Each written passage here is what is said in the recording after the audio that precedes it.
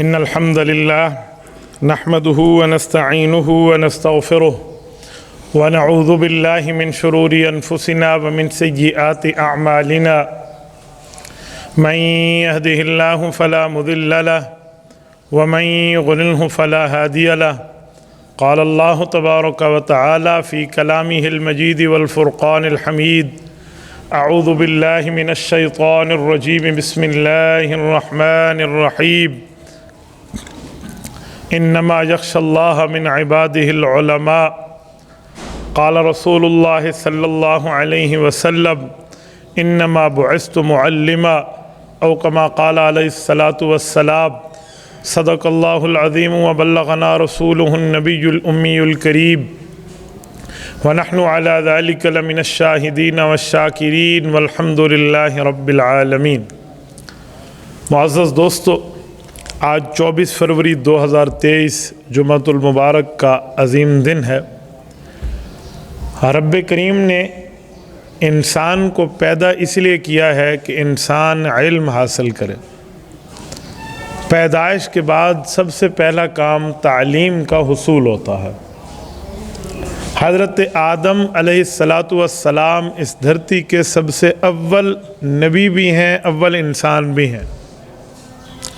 حضرت آدم کے لیے رب کریم نے پیدائش کے بعد جو پہلی بات فرمائی ہے وہ یہی فرمائی وَعَلَّمَ آدَمَ الْأَسْمَاءَ كُلَّهَا، کہ ہم نے حضرت آدم علیہ السلام کو پیدا کیا اور ان کو تعلیم سے، علم سے، معلومات سے آراستہ و پیراستہ کیا۔ تو تعلیم اور علم انسان کی بنیادی ضرورت ہے۔ اگر ایک انسان چاہے جتنا بھی مالدار کیوں نہ ہو، اگر اس کے پاس تعلیم نہیں ہے تو وہ کسی کام کا نہیں ہے۔ نہ اس کا مال کسی کام کا ہے، نہ اس کی دولت کسی کام کی ہے، نہ اس کی عزت کسی کام کی ہے، نہ اس کا کوئی اور معاملہ۔ جو اس کے قریبی ہوں گے یا جو اس کے ساتھی ہوں گے، نوکر ہوں گے، وہ سارے اس کے ساتھ دھوکہ کریں گے، اسے حساب کتاب کچھ سمجھ نہیں آئے گا۔ یہ تو ہے دنیاوی علم کی بات۔ لیکن جو علم قرآن بات کر رہا ہے، اس علم سے مراد اللہ کی پہچان ہے۔ اس علم سے مراد انسانیت کی پیدائش کا مقصد ہے کہ انسان پیدا کیوں ہوا، کس لیے ہوا، کس بنیاد پہ ہوا، کس وجہ سے ہوا، اس نے کیا کرنا ہے، اس کی ذمہ داریاں کیا ہیں، اس کی مقاصد پیدائش کیا ہے۔ یہ ہے معلومات جو قرآن بات کرتا ہے۔ تو حضرت آدم علیہ السلام کو رب کریم نے علم عطا فرمایا، اور فرشتوں کے مقابلے میں حضرت آدم علیہ السلام کو اتنا زیادہ علم دیا کہ فرشتے اس علم کا مقابلہ نہ کر سکے۔ حضرت آدم علیہ السلام کو علم کی فوقیت ملی۔ اسی لیے جو نبی ہوتا ہے وہ امت سے علم میں بہت زیادہ ہوتا ہے۔ پوری امت مل کے اپنے نبی کے علم کا مقابلہ نہیں کر سکتی۔ اور ہمارے نبی پاک صلی اللہ علیہ وسلم تو امام الانبیاء ہیں، تو اس میں تمام امتوں کا علم اور تمام انبیاء کا علم ایک طرف، اور ہمارے پاک پیغمبر صلی اللہ علیہ وسلم کے علوم ایک طرف۔ تو ہمارے نبی پاک علیہ السلام کا مقام اور مرتبہ زیادہ ہے۔ یاد رکھیں، انسان بعض اوقات عبادت زیادہ کر لیتا ہے۔ کبھی کبھی امتی تعداد میں عبادت زیادہ کر سکتا ہے، لیکن اس کے اندر جو اللہ تعالیٰ کا خوف اور تقوی ہے نا، وہ زیادہ عبادت میں، وہ نبی کے مقابلے میں تو بہت کم ہے۔ میں مثال دیتا ہوں، حضور پاک صلی اللہ علیہ وآلہ وسلم پہ امت کے لیے جو نماز فرض ہوئی ہے، تو حضور پاک کی عمر مبارک کتنی تھی؟ آپ کے علم میں ہے؟ معراج پہ فرض ہوئی ہے نا، تو معراج نبی پاک کی کتنی عمر میں ہوا ہے؟ 50 سال۔ 40 سال میں اعلان نبوت ہے، اور 10 سال بعد حضور معراج پہ گئے ہیں۔ تو جب حضور پاک کی عمر 50 سال ہے، اس وقت نماز فرض ہو رہی ہے امت پہ، تو نبی پاک صلی اللہ علیہ وسلم نے فرض نماز کتنے سال پڑھی ہے؟ 13 سال۔ 63 سال کل عمر ہے۔ اور ہم میں سے کسی بوڑھے کے اوپر ہاتھ رکھے وہ کہے گا میں تو 50 سال نمازاں پڑھی ہیں، تو میں تو 50 سال سے پڑھ رہا ہوں۔ روزہ سن 2 ہجری میں فرض ہوا ہے، اور نبی پاک کا انتقال سن 10 ہجری سے بعد 11 ہجری میں ہے۔ نبی پاک نے کل 9 رمضان المبارک کے روزے رکھے ہیں۔ کئی امتی ہیں جو 50 70 سال کے روزے رکھ کے بیٹھے ہیں۔ تو اب یہ کہیں بھئی ہم تعداد میں تو آگے بڑھ گئے ہیں، تو ہمارا رتبہ بھی آگے بڑھ جائے گا، ہم کہیں گے 70 سال کے روزے تو چھوڑیں، نبی کے ایک روزے کے کروڑویں حصے کے مقابلے میں جو تقوی اور طہارت اور علم اس کے پاس ہے نا، امت کے 70 سال مقابلہ نہیں کر سکتے۔ ایسے عبادتیں ہیں، کوئی عبادت 100 سال کیوں نہ کر لے، لیکن اس کی عبادت نبی کی عبادت کے ایک سجدے کے کروڑویں حصے کا مقابلہ بھی نہیں کر سکتی، کیونکہ نبی عبادت جو کرتے ہیں وہ اللہ کو دیکھ کے کر رہا ہوتا ہے، وہ عبادت مشاہدہ ہے، اور آپ اور ہم عبادت غیبوبت کرتے ہیں، ہم اللہ کو نہیں دیکھتے، اللہ ہمیں دیکھ رہا ہوتا ہے۔ تو وہاں تو جانبین سے دیکھنا دکھانے کی بات ہوتی ہے، اللہ بھی دیکھ رہا ہے، نبی بھی دیکھ رہا ہے، تو پوری ترتیب ہے، اور امتی کو اللہ دیکھ رہا ہے، امتی تو اللہ کو نہیں دیکھ سکتا، امتی تو کندھے پہ بیٹھے ہوئے اپنے آدھے فٹ سے بھی قریب اس فرشتے کو نہیں دیکھ سکتا، تو وہ خدا کو کیا دیکھے گا؟ تو اس لیے اصل جو نبی کی قوت ہے نا وہ علم میں ہے۔ امتی اس تعداد میں تو چلو بظاہر آگے بڑھ جائے گا کہ نمازوں کی تعداد چلو اس کی زیادہ ہو گئی ہے، حقیقت میں تو زیادہ نہیں ہوئی، لیکن علم میں تو چاہ کر بھی بندہ آگے نہیں جا سکتا۔ عبادت میں تو چلو کاؤنٹنگ پوری کر لی بھی، میں نے اتنے سال کر لیے۔ نبی پاک علیہ الصلوۃ والسلام نے اسلام کے نازل ہونے کے بعد ایک بار حج کیا ہے، اسلام سے پہلے جو حج ہوتے تھے آپ علیہ الصلوۃ والسلام فرمایا کرتے تھے، اس کا پرابلم نہیں ہے، لیکن اسلام کے اترنے کے بعد ایک ہی حج کیا ہے جس کا نام حجۃ الوداع ہے، آخری حج، وہی پہلا ہے وہی آخری ہے۔ امت میں کتنے بندے ہیں جن نے کتنے زیادہ حج؟ حضرت امام حسین رضی اللہ تعالیٰ عنہ نے 25 حج کیے ہیں۔ میں نے ان کے بارے میں پڑھا ہے کہ 25 کے 25 حج پیدل فرمائے ہیں، تاکہ ہر قدم 500 سال جہنم کی دوری ہے نا تو یہ میسر آ جائے۔ ہمارے ہاں آج کل طواف پیدل کرنا لوگوں کے لیے مشکل بن جاتا ہے۔ کسی کہنا کہ اوپر والی چھت پہ طواف کرو، تھوڑی لمبی ہے، نیچے والی چھت کے مقابلے میں حرم کے اندر اللہ آپ کو لے جائے تو انشاءاللہ آپ وہاں دیکھیں گے، اللہ آپ کی برکت سے ہمیں بھی لے جائے تو اوپر والی چھت پہ لوگوں کو چلنا مشکل ہو جاتا ہے۔ حضرت امام حسین مدینہ سے چل کے مکہ آیا کرتے تھے، 600 کلومیٹر سفر ہے۔ آج کل 600 کلومیٹر جب راستے سیدھے ہو گئے، اس زمانے میں تو یہ ہائی وے تھے بھی نہیں، وہ تو پہاڑوں پہ چڑھ کے آنے جانے کے معاملات ہوتے تھے۔ بہرحال اصل جو مقابلہ ہے وہ عبادت کی بات نہیں ہے، اصل علم میں ہے۔ تو امتی کہے میں نے 50 حج کر لیے ہیں، میں نے 30 حج کر لیے ہیں، اور نبی پاک نے 1 حج کیا ہے، تو کیا امتی کے 50 حج نبی کے حج سے آگے ہو جائیں گے؟ کبھی بھی نہیں۔ امت میں حضرت امام اعظم ابو حنیفہ رحمہ اللہ کو اٹھا لیں، 55 حج ہے امام صاحب کے، 55 حج۔ تبھی تو کچھ لوگ امام ابو حنیفہ رحمۃ اللہ علیہ پر اعتراض کرتے ہوئے کہتے ہیں کہ انہوں نے بقرعید کی نماز بالغ ہونے کے بعد نہیں پڑھی۔ تو بابا اسی لیے نہیں پڑھی کیونکہ حاجی حج پہ ہوتے ہیں اور اس پہ بقرعید فرض نہیں ہوتی۔ حاجی مینا میں ہوتا ہے، 10 ذو الحجہ کو کنکریاں مار رہا ہوتا ہے، اس کے اوپر بقرعید پڑھنا لازم ہے ہی نہیں۔ تو نبی پاک علیہ السلام جب حج پہ انہوں نے نہیں پڑھی، صحابہ کرام نے نہیں پڑھی، تو حاجی حج پہ بقرعید نہیں پڑھتا۔ تو امام ابو حنیفہ نے بالغ ہونے کے بعد پہلا حج شروع کیا، وفات تک آخری حج رہا۔ کل عمر 70 سال ہے، 15 سال نابالغی کے ہیں، اس زمانے میں بقرعید نصیب ہوتی تھی، پڑھتے بھی تھے۔ اس کے بعد حج کا سفر شروع فرمایا، تو حج میں تو اللہ نے بقرعید معاف کر دی ہے، تو عوام پھر بھی اعتراض کرنے میں بیٹھی ہوئی۔ تو اب کوئی کہ امام ابو حنیفہ رحمہ اللہ نے تو 55 حج کیے ہیں اور نبی پاک نے تو 1 کیا تھا، تو 54 نمبر پہ نعوذ باللہ یہ آگے بڑھ گئے، تو ہم یہ نہیں مان سکتے کہ نبی کا 1 حج جو ہے وہ پوری امت کے حجوں سے زیادہ ہے، چاہے پوری زندگی بندہ کرتا رہے۔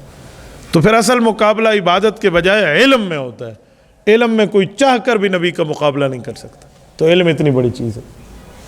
تو میرے دوستو، ہمیں بھی علم کے لیے خود بھی متوجہ ہونا چاہیے اور اپنی اولاد کو بھی۔ اور یہ بات یاد رکھیں، قرآن کریم نے اپنی اولاد کی ذمہ داری والدین پہ ڈالی ہے۔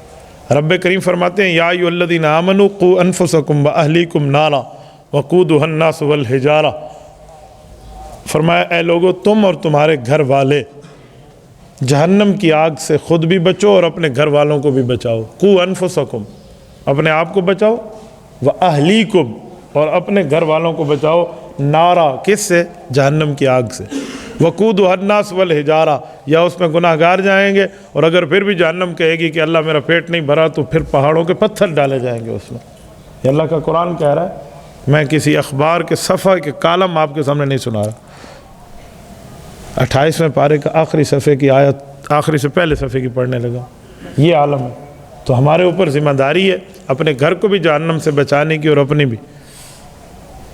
تو یہ کیسے بچیں گے؟ جب ہمیں دین کی معلومات ہوں گی، اور جب دین کی معلومات ہی نہ ہو، پتہ آتا ہی نہ ہو، تو بندہ کیسے بچے گا؟ تو اسی لیے کہتے ہیں اتنا علم حاصل کرنا تو فرض ہے ایک مسلمان پر جتنا 24 گھنٹے کی زندگی وہ شریعت کے مطابق گزار سکے۔ 24 گھنٹے کی زندگی میں 5 نمازیں آتی ہیں، 24 گھنٹے کی زندگی میں 5 اذانیں آتی ہیں، 24 گھنٹے کی زندگی میں 5 اقامت آتی ہیں، 24 گھنٹے کی زندگی میں تہجد بھی ہے، اشراق بھی ہے، نوافل اوابین بھی ہیں، چاشت بھی ہے۔ اسی طرح تحیۃ المسجد نصیب ہو جائے، تحیۃ الوضو نصیب ہو جائے، گناہ ہو جائے تو صلاۃ التوبہ ہو جائے، کسی کی لین دین، کسی کا لینا دینا، کاروبار ہے، اس میں حلال کیا ہے، اس میں حرام کیا ہے، اس میں سود کیا ہے، اس میں جائز کیا ہے، اس میں منع کیا ہے، منافع کی ترتیب کیا ہے، کتنا لینا ہے کتنا نہیں لینا، قرض دیا ہے تو قرضوں پہ نفع لینا سود ہے، اس کی ترتیب کیا ہے، پوری ترتیب ہے۔ یہ ہے 24 گھنٹے کی زندگی۔ ہمارے والے سمجھتے ہیں کہ 24 گھنٹے کی زندگی کا معنی بس کلمہ پڑھو جاتے نماز اللہ اکبر حاضر پیچھو امام دے سارا بیڑا پار ہے، یوں نہیں ہے۔ یہ بار بار پوچھنا ہوتا ہے، تعلق رکھتا ہے بندہ۔ تو جب بندہ کسی اللہ والے سے، اہل علم سے متعلق رہے گا تو خود بھی بچے گا، اپنے گھر والوں کو بھی بچائے گا، نہیں تو انسان کو کچھ معلومات ہی نہیں ہونی۔ تو اتنا علم حاصل کرنا تو فرض ہے۔ تو ان علوم کے لیے بندہ خود کو بھی تیار رکھے اور اپنی اولاد کو بھی۔ یاد رکھیں قیامت میں پوچھ ہوگی، فرمایا پاؤں زمین سے نہیں ہٹیں گے بندے کے، پکڑ لے گی زمین قیامت میں جب تک یہ نہیں بتایا جائے گا کہ عمر کہاں خرچ کی، اپنے علم پہ کتنا عمل کیا، اپنے مال کو کہاں خرچ کیا، اور اللہ نے جو تمہیں نعمتیں دی تھی اس نعمت کو تو نے کہاں لگایا، یہ پوچھا جائے گا۔ اس کا جواب دینا پڑے گا۔ جواب کا یہ معنی نہیں ہے اللہ غلطی کی تھی، یہ جواب نہیں ہے اللہ مجھ سے گناہ ہو گیا، یہ جواب نہیں ہے۔ جواب کا معنی اسے پروف کرنا پڑے گا، ورنہ پھر بندہ سزا کے لیے تیار ہو جائے۔ بعض اوقات بندہ غلط جواب نے تو استاد پھر بھی کہتا ہے میں نے جواب مانگا ہے، اس کا معنی پہلی بات غلط ہے، تو اس کے جوابات ہمیں رکھنے پڑیں گے، اس کے جوابات دینے پڑیں گے۔ اس آخرت کی پیشی کے لیے بندہ کچھ سوچ لینا تو دنیا کے جھگڑے اور لڑائیاں ختم ہو جائیں۔ کہتے ہیں ایک ظالم ٹھہرا تھا، اس نے امام زین العابدین رحمۃ اللہ کو گالی دی، یہ حضرت علی المرتضیٰ رضی اللہ تعالیٰ کے پوتے ہیں۔ کسی نے گالی دی تو ان کے خادم تھے ساتھ دوست، وہ اس کی طرف متوجہ ہوئے، کہنے لگے چھوڑ دے اسے۔ تو اس بندے کو مخاطب کر کے کہا کہ جو تو نے گالی دی ہے نا، 2 باتیں ہیں، اگر میں پل صراط سے کامیاب ہو کے جنت چلا گیا تو مجھے تیری گالی کی کوئی پرواہ نہیں ہے، میں کامیاب ہو گیا، اور اگر میں وہاں پہ ناکام ہو گیا تو پھر میں اس سے زیادہ کا مستحق ہوں جو تو نے کہا ہے، ابھی تھوڑا کہا ہے، تجھے اور بھی کہنا چاہیے۔ یہ کون کہہ رہا ہے؟ جس کا نام علی ہے اور یہ حسین کا بیٹا ہے جو علی کا بیٹا ہے، دادے والا نام ان کا رکھا گیا۔ یہ ماں باپ سے اہل بیت ہے، اور اس وقت دنیا میں سادات کی نسل کا والد ہے، غازی کربلا ہے، امام باقر کا ابا ہے، حضرت حسین کے سینے پہ پل کے جوان ہوا ہے، نبی پاک کے گھر میں رہنے والا ہے، دنیا سے امام زین العابدین کہتی ہے۔ اور ہم تو ایسے ٹھہرے ہوتے ہیں جیسے مہر لگوا کے لائے ہوں، میرے اوپر مہر لگی ہے، میں نے جانا ہے جنت، ہمیں فکر نہیں ہوتی۔ تھوڑا سا بندہ اپنے آپ کو فکر کرے نا، تھوڑا دیکھے کہ جذبات میں ہم کیا سے کیا کر جاتے ہیں۔ تو میرے دوستو اس لیے دینی معلومات ہوں گی، دینی علم ہوگا، یہ لینا اور دینا ہوگا تو تب جا کر نجات ہے، ورنہ نجات ممکن نہیں ہے۔ اب توجہ رکھیں، میں ایک بات مزید آپ کی خدمت میں عرض کرنے لگا۔ یہ جو دینی معلومات ہیں یا دنیاوی معلومات ہیں، اس کے لیے اسکول، کالج اور مدارس موجود ہیں۔ بڑے درد دل سے ایک جملہ کہتا ہوں، آج کل ہم اسکول کالج پڑھتے پڑھاتے ہیں، لیکن مدرسے میں اپنی اولاد کو بھیجنا اپنی توہین سمجھتے ہیں۔ اسکول کالج ہماری ضرورت ہے، پڑھنا چاہیے، میں کبھی منع نہیں کرتا۔ وہاں سے ڈاکٹر بن کے نکلیں گے، انجینئر بن کے نکلیں گے، بیوروکریٹس بن کے نکلیں گے، ججز بن کے نکلیں گے، وکلاء بن کے نکلیں گے، جرنیل بن کے نکلیں گے، انجینئر، یہ ساری ہماری دنیاوی ضرورتیں ہیں۔ انجینئر نہ ہو تو تعمیر کیسے ہوگی؟ ڈاکٹر نہ ہو تو علاج کیسے ہوگا؟ وکیل نہ ہو تو پھر قانون دانی کیسے چلے گی؟ ججز نہ ہو تو ڈیسیجن کیسے آئے گا؟ بیوروکریٹس نہ ہو تو ملک کا نظام کیسے چلے گا؟ جرنیل نہ ہو تو ملک کا دفاع یہ پوری ترتیبیں ہیں۔ یہ کالج یونیورسٹی کی تعلیم ہے، لیکن یاد رکھیں یہ ساری تعلیم اس وقت تک ہے جب تک یہ آنکھ چل رہی ہے، دل دھڑک رہا ہے۔ آنکھ بند ہوئی، دل دھڑکنا بند ہوا، یہ تعلیم زیرو ہے۔ پھر جس تعلیم نے ہمیں آخرت میں نجات دینی ہے وہ اللہ کا قرآن ہے، نبی کا فرمان۔ اللہ نہ کرے کسی کا کوئی بندہ فوت ہو جائے نا، اور وہ بندہ باہر ملک بیٹھا ہو تو فون کر کے قاری صاحب کو کہتا ہے قاری صاحب بچوں کو کہو سورۃ یاسین پڑھ لے، قرآن کریم پڑھ لے۔ کسی پرنسپل کو کال کر کے نہیں کہتا ڈبل میتھ اسٹیٹ کی تلاوت کر لو، بیالوجی پڑھ لو، فزکس پڑھ لو، کیمسٹری پڑھ لو، فلاں پڑھ لو۔ وہ یہ نہیں کہتا، وہ کہتا ہے سورۃ یاسین پڑھ لو، سورۃ فاتحہ پڑھ لو، کل شریف پڑھ لو۔ تو اس سے پتہ چلا کہ یہ تعلیم ہماری آخرت تک لے کے جاتی ہے، دنیا کو پھاڑ کے قبر تک پہنچتی ہے، آخرت تک پہنچتی ہے۔ تو ہمیں اپنی اولاد کو دینی تعلیم پڑھانی چاہیے، یہ بات یاد رکھیں۔ اس کو ثانوی حیثیت اور پارٹ ٹائم جاب نہ دیں کہ فارغ وقت میں قرآن پڑھے گا۔ گھروں میں جا کے باقاعدہ بندہ پوچھے کہ آپ کا بچہ کون سا سپارہ پڑھتا ہے، یوں نہ پوچھے کیڑی کلاس پڑھتا ہے، صحیح کتنی چڑھے ہوں۔ ہمارے ہاں یہ پوچھا جاتا ہے کون سی کلاس میں ہے، 6ٹھی میں ہے 7ویں میں، کوئی نہیں پوچھتا بھی قرآن پاک پڑھا ہے یا نہیں پڑھا۔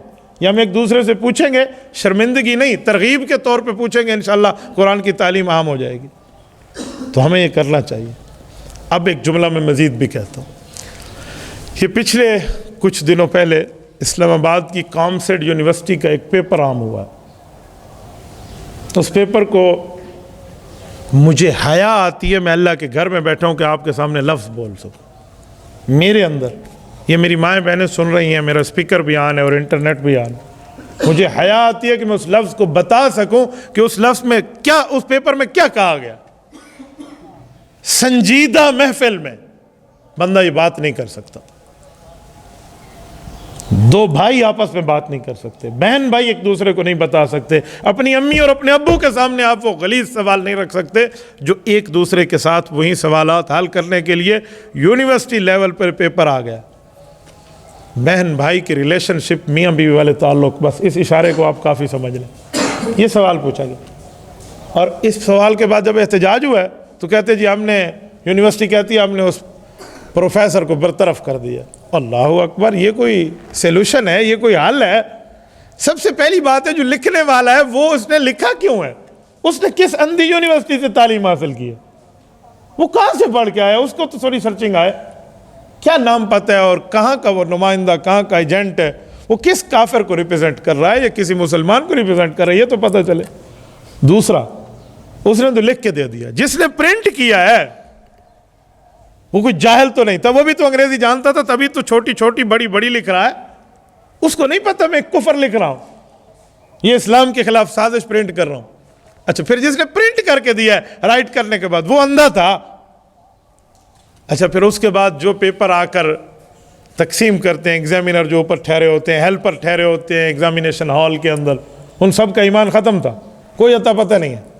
اچھا، اگلی بات کروں، جو اسٹوڈنٹس میرے بھائی اور میری بہنیں وہاں پیپر دے رہی تھی، ان کا ایمان مر گیا تھا، انہوں نے احتجاج کیوں نہیں کیا؟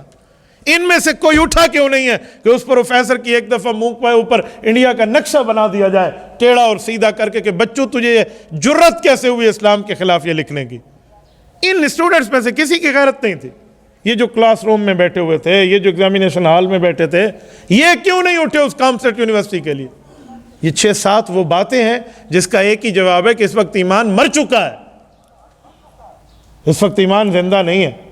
اگر ایمان کی کوئی ایک رمق بھی باقی ہوتی تو اس شخص کا چہرہ دکھنے کے قابل نہ ہوتا، یہ جوتوں کے ساتھ اس کی مرمت کرتے۔ میں یہ نہیں کرتا کہ فائر کرتے، یہ حکومت وقت کا کام ہے سزائے موت دینا، یہ آپ کو اور میرا نہیں ہے، لیکن درگت بنانا تو ہو سکتا ہے نا، اس کی شکل تو نظر آئے نا کہ اس بندے نے اسلام اور محرم اور بہن اور بھائی کی ریلیشن شپ کو ہسبینڈ وائف کے ساتھ تعبیر کیا کیسے ہے۔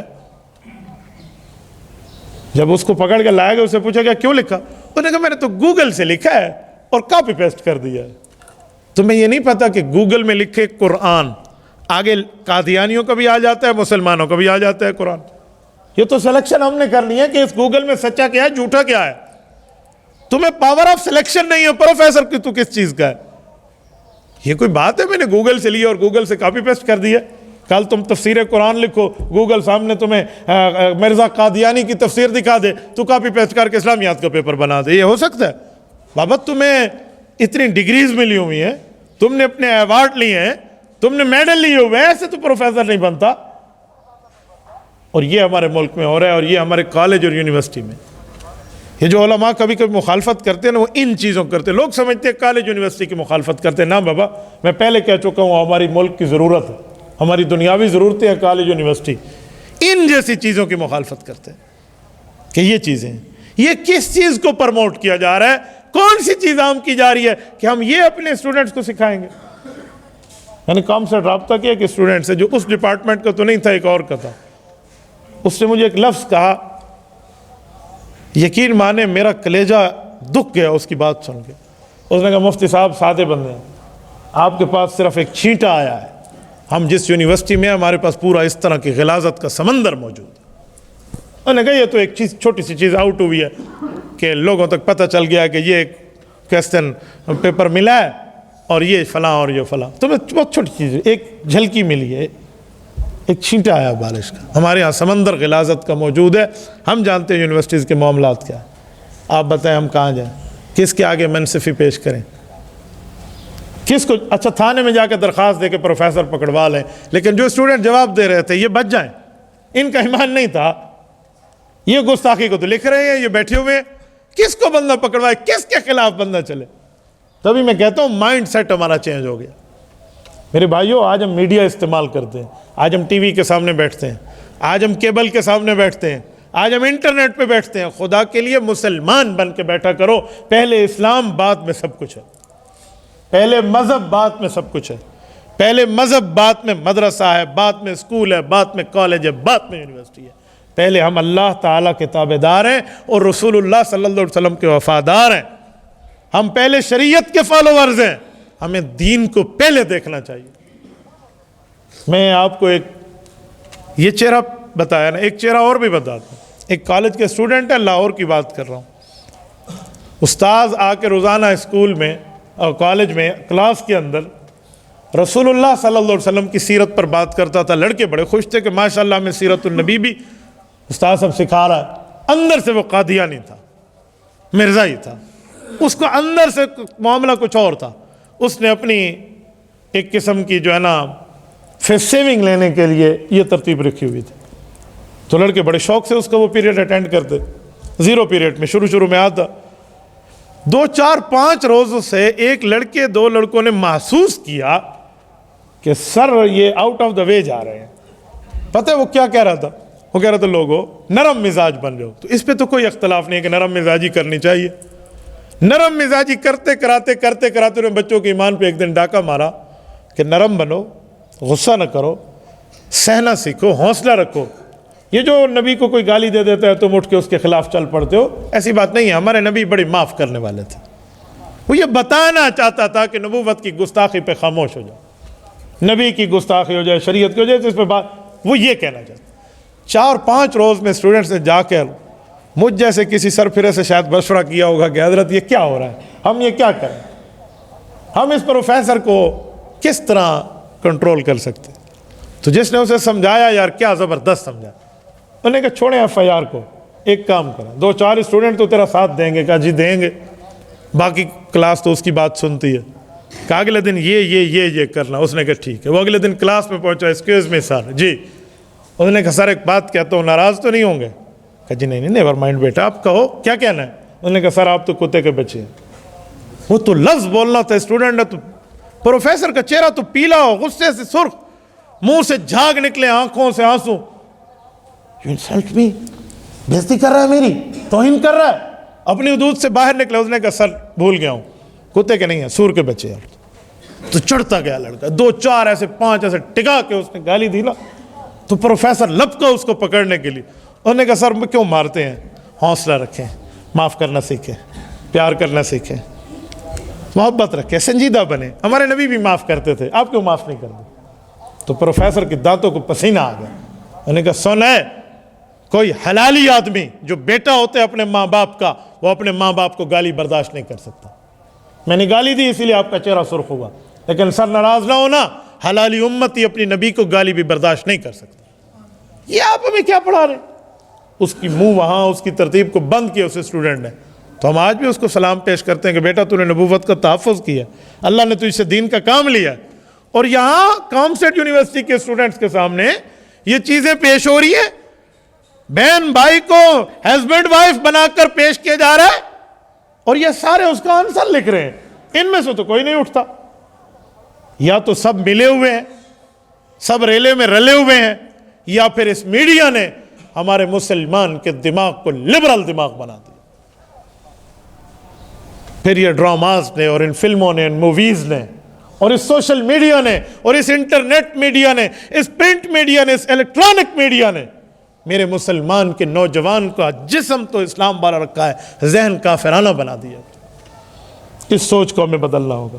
علم کا یہ مطلب نہیں ہے کہ میں اپنی بیٹی اور اپنے بیٹے کو ان جیسے سورماؤں کے حوالے کر دوں جو مجھے مذہب کے خلاف، دین کے خلاف، اسلام کے خلاف، شریعت کے خلاف میری اولاد کو پڑھائے. نہ بابا، میری اولاد یوں فارغ نہیں ہے، یوں نہیں ہے. یہ اپنا مائنڈ سیٹ ہم پیدا کریں گے تب جا کر معاملہ ہوگا. اللہ پاک آپ کو اور ہمیں صراط مستقیم عطا فرمائے، دین اسلام پر عمل کی توفیق عطا فرمائے، دینی غیرت اور ہمت کی توفیق عطا فرمائے. اللہ اسکول کالجز سے، ایسے سورماؤں سے ہمارے اسکول کالجز کی حفاظت فرمائے.